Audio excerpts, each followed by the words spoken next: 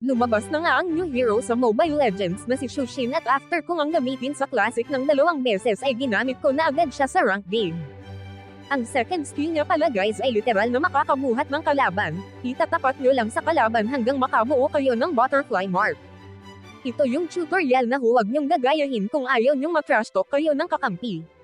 Grabe naman pala itong si Shushin, alam niya kung paano ako gamitin. Ang passive nga pala ni Shushin ay mana regeneration. Halos walang cooldown and second skill niya pero kailangan nyo lang bitawan ito para bumalik ang mga nawalang mana.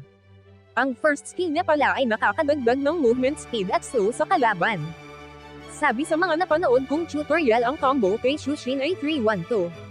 Pero ang combo ko ay kung ano lang yung mapindot kong skills kaya huwag nyong tutularan. Mas maganda sigurong itapon ang kalaban sa minions or iba pang kalaban para sa additional damage. Kaya din palang makadash in ng ultimate niya palapit sa kalaban. Kaya dito guys sumugod na ko at nag-spam ng second skill sabay first skill.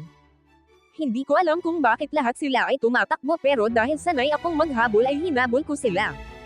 Naka-triple kills na nga ako dito at agad hinabol si Franco dahil nakikita ko na nahihirapan siyang umuwi kaya tinulungan ko na. Nagpatulong na din ako dito kay Kadita para makauwi. Dito nga guys nagkamali ang pasok ng ating bida. At naubos kami ng mga kakampi ko. Pero hindi alam ng kalaban na kasama yon sa aming plano.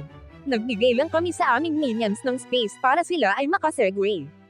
Salamat sa panonood ng kwento kung walang kwenta.